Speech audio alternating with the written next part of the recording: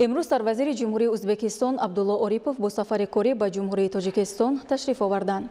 سروزیر جمهوری ازبکستان عبدالله اوریپوف را در فرودگاه بین المللی دوشنبه معاون سروزیر مملکت دولت گل محمدزاده و دیگر شخصان رسمی استقبال گرفتند.